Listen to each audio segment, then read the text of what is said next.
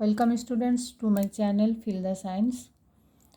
আজকে আমরা করব 2 ডাইমেনশনাল কোঅর্ডিনেট জিওমেট্রি। এর আগের ক্লাসে ক্লাস 9-এই তোমরা দ্বিমাত্রিক স্থানাঙ্ক জ্যামিতি অর্থাৎ 2 ডাইমেনশনাল কোঅর্ডিনেট জিওমেট্রি সম্পর্কে আইডিয়া হয়েছে। আমরা আজকে সেগুলো একটু পুনরালোচনা করে দেব, যাতে তোমাদের আবার সবগুলো মনে পড়ে যায়, একবার ঝালিয়ে নাও, ঠিক আছে? আচ্ছা, এই ধরো অক্ষ এক্স এক্স এক্স ড্যাশ এবং ওয়াই ওয়াই ড্যাশ। তাহলে এক্স অক্ষ এইখানে একটা বিন্দু ধরো পি আছে, যার স্থানাঙ্ক x2, y2, ঠিক আছে? তো আমরা এই বিন্দুটিকে এইভাবে স্থানাঙ্ক জ্যামিতিতে তার অবস্থান বোঝায়। এবং আর একটা বিন্দু ধরো এখানে কিউ একটা বিন্দু আছে, এর কিউ বিন্দু, এর স্থানাঙ্ক হলো x1, y1। তাহলে এই দুটো বিন্দুর দূরত্ব কত? এই পি কিউ বিন্দু দুটির দূরত্ব হলো পি কিউ ইকুয়াল টু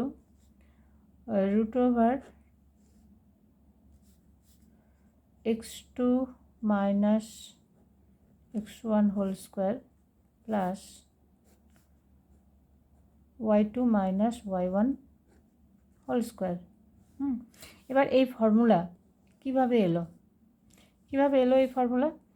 তো সেটা মূল বিন্দু স্থানাঙ্ক 0, 0। এবার দেখো কিউ বিন্দু, এই কিউ বিন্দুর স্থানাঙ্ক কত? x1, y1, অর্থাৎ এইখান থেকে এই ডিস্টেন্সটা হচ্ছে x1 এবং এইখান থেকে এই ডিস্টেন্সটা হলো y1, তাই তো? আমরা স্থানাঙ্ক জ্যামিতিতে এটাই জানি যে স্থানাঙ্ক তাহলে হলো x1, y1, অর্থাৎ এখান থেকে এইটুকু x1 আর এখান থেকে এইটুকু y1। এবং পি বিন্দুর স্থানাঙ্ক দেখো x2, তার মানে এইখান থেকে এই বিন্দুর দূরত্ব এই যে, অর্থাৎ এখান থেকে এতটা হলো x2, অর্থাৎ এখান থেকে শুরু করে এতটা হলো x2 এবং এইখান থেকে এতটা, এইটা হলো, এই ডিস্টেন্সটা হলো y2। বুঝতে পারলে? তাহলে এই কিউ বিন্দু থেকে আমরা এই যে সরলরেখা, এই সরলরেখার উপরে যদি লম্ব টানলাম, ধরো এটা হলো আর, ঠিক আছে? তাহলে এটা কিউ, এই বিন্দুটা ছিল কিউ এবং এটা হলো আর। এই কিউ আর দূরত্বটা কত হবে? কেন কি দেখো, এখান থেকে এইটুকু x1 আর এখান থেকে এইটুকু x2, তাহলে এইটুকু ডিস্টেন্সটা কত? x2 থেকে x1 মাইনাস, অর্থাৎ x2 মাইনাস x1, তাহলে এটা কি কিউ আর। তাহলে আমরা কিউ আর পেলাম x2 মাইনাস x1, তাই তো? সিমিলারলি পি আর, এই বিন্দুটা আর নিয়েছি আমরা, পি আর কত হলো? পি আর এখান থেকে পুরোটা হলো y2 আর এইটুকুটা y1, তো এইটা আর এটা সমান, এখান থেকে এইটুকু y1, তাহলে পি আর হলো y2 মাইনাস y1। এবার এটা দেখো, একটা আমরা ত্রিভুজ পেয়েছি, তাই না? সে কিউ বিন্দুটা এখানে দাগের মধ্যে পড়ে গেছে, এখানে আমি কিউ লিখলাম, যার স্থানাঙ্ক হলো x1, y1। তাহলে দেখো পি কিউ আর একটা ত্রিভুজ। কেমন ত্রিভুজ? সমকোণী ত্রিভুজ। তাহলে ত্রিভুজ পি কিউ আর সমকোণী এবং পি কিউ হলো এর অতিভুজ। এবার পিথাগোরাসের উপপাদ্য থেকে আমরা কি জানি?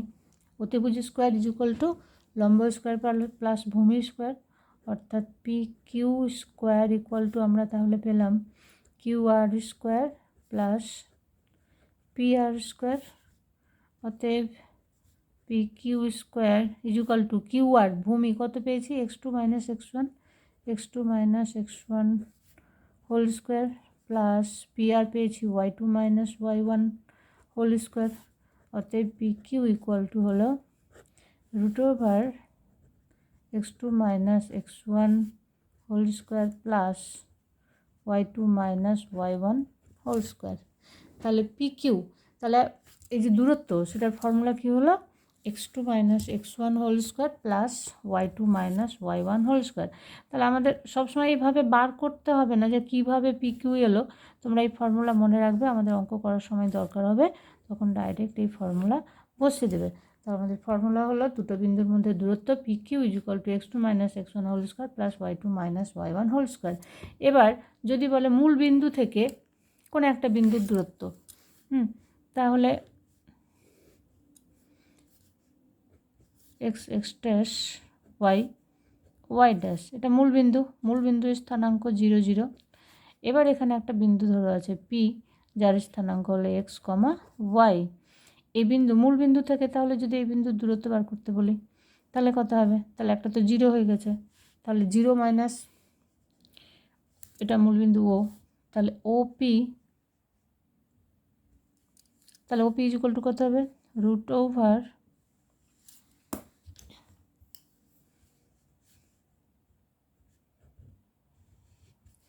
Root over 0 minus X whole square বা X minus 0 whole square plus Y minus 0 whole square, অর্থাৎ ওপি ইকুয়াল টু হয়ে গেল X square plus Y square. তাহলে মূল বিন্দু থেকে কোনো বিন্দুর দূরত্ব যার স্থানাঙ্ক দেওয়া থাকবে,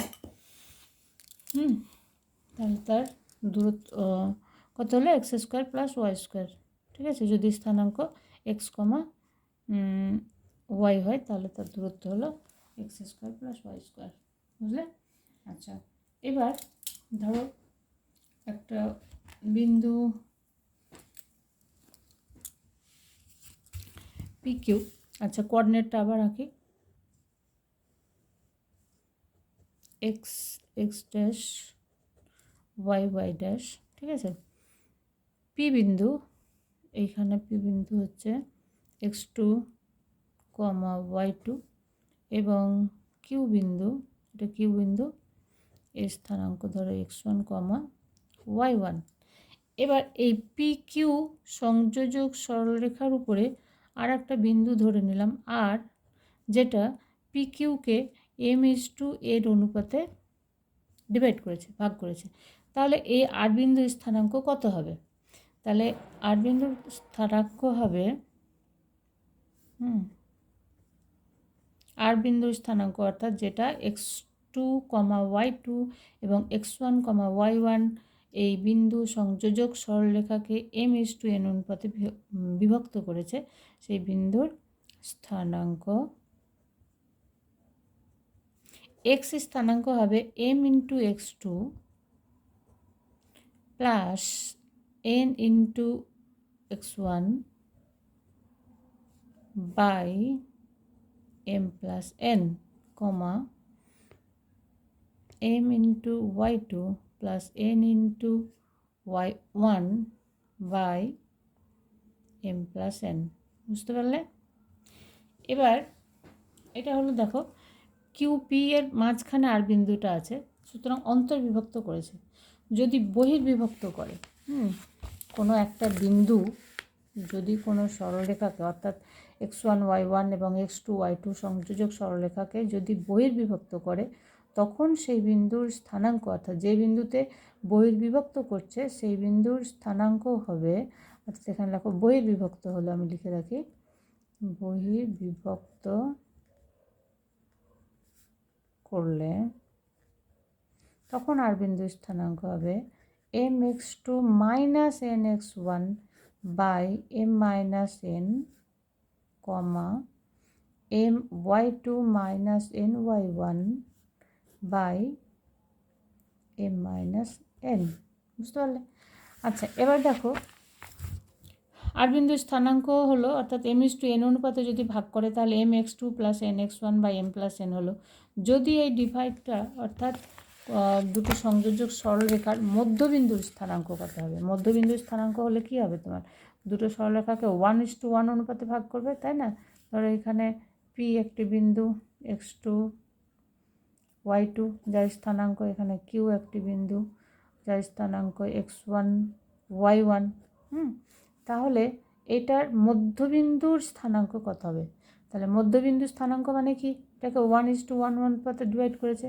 তাহলে আর যদি মধ্যবিন্দু হয় তাহলে এর স্থানাঙ্ক হবে তখন, তাহলে mx2 বলেছিলাম, তার মানে 1x2, তো x2ই হলো, তাহলে x2 plus x1 by 1 plus 1 2, y2 plus y1 by 1 plus 1 2। তাহলে মধ্যবিন্দুর স্থানাঙ্ক হলো x1 plus x2 by 2 y1 plus y2 by 2। বুঝতে পারলে? আচ্ছা, এবার ত্রিভুজ ধরো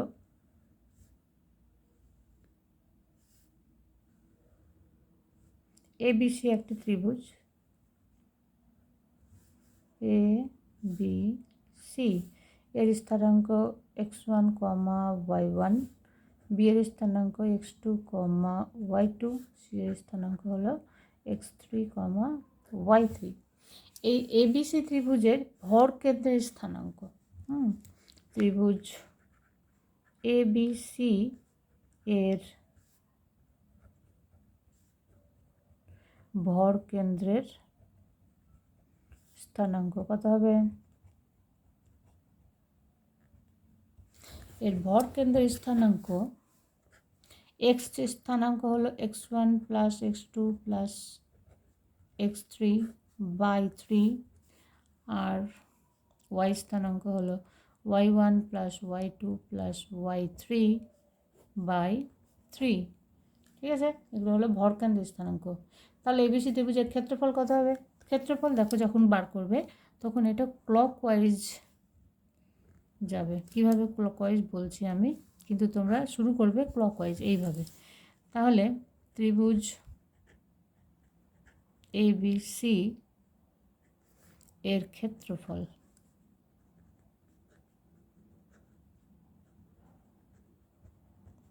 কত হবে?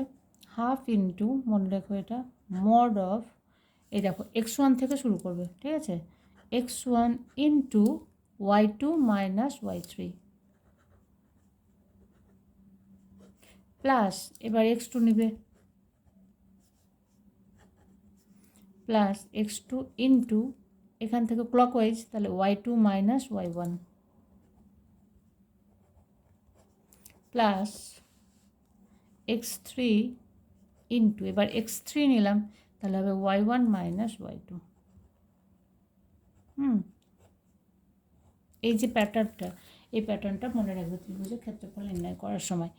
এবার তিনটে বিন্দু যদি সমরেখা হয়, অর্থাৎ এই বিন্দুটা ধরো এই বিন্দুতেই অবস্থিত এখানে, তখন সমরেখা হলো। সমরেখা হলে ত্রিভুজের ক্ষেত্রফল কত হয়ে যাবে? 0 হয়ে যাবে।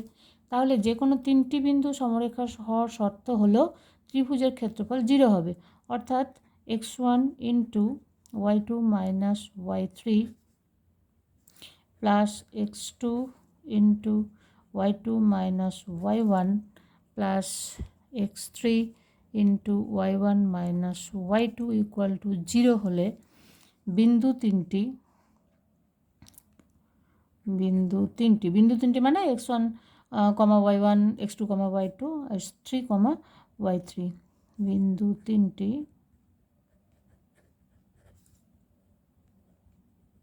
সমরেখা হবে। বুঝতে পারলে? তাহলে এই হলো বেসিক দ্বিমাত্রিক স্থানাঙ্ক জ্যামিতি, যেগুলো তোমরা আগে ক্লাস 9-এ শিখে এসছো। এবার একটা নতুন জিনিস দেখো, ধরো এই x ড্যাশ y ড্যাশ, এটা ছিল তোমার অক্ষ। এবার এই অক্ষের মূল বিন্দু যদি স্থানান্তরিত হয়, মূল বিন্দু ধরো স্থানান্তরিত হয়ে এইখানে চলে এলো, সরলরেখা অক্ষগুলোকে সমান্তরাল রেখে মূল বিন্দু এইরকম জায়গায় স্থানান্তরিত হয়ে গেল। এইখানে x, y একটা বিন্দু ছিল। তাহলে এটার আগের যে অক্ষটা ছিল, অর্থাৎ x ড্যাশ y ড্যাশ, যখন মূল বিন্দু 0 0 ছিল, মূল বিন্দু কত ছিল? 0 0। তাহলে মূল বিন্দু 0 0 যখন ছিল, তখন এই বিন্দুর স্থানাঙ্ক xy। এবার মূল বিন্দু স্থানান্তরিত হয়ে গেল ধরো এটা h, k বিন্দুতে। তাহলে মূল বিন্দু যদি h, k বিন্দুতে স্থানান্তরিত হয়ে যায়, তাহলে এই p বিন্দুর স্থানাঙ্ক যেটা xy ছিল সেটা তাহলে চেঞ্জ হয়ে যাবে। তো ধরি এই বিন্দু নতুন যে স্থানাঙ্ক হলো সেটা ধরে নাও x ড্যাশ, y ড্যাশ, ঠিক আছে। তাহলে এই x ড্যাশ h, এদের মধ্যে কী সম্পর্ক হবে? দেখো এটা h বিন্দুতে স্থানান্তরিত হয়েছে, তার মানে এখান থেকে এইটুকু h, আর এখান থেকে এইটুকু হলো k। এই দেখো এই বিন্দুটা x, তার মানে এখান থেকে এতটা ছিল x, ঠিক আছে। এবার আমি যখন এই নতুন অক্ষের সাপেক্ষে যখন এই স্থানাঙ্ক বার করব, তখন আমি কি এখান থেকে মাপবো, তাই না? এই মূলবিন্দু সাপেক্ষে মাপবো। তার মানে আমার কতটা কমে গেল,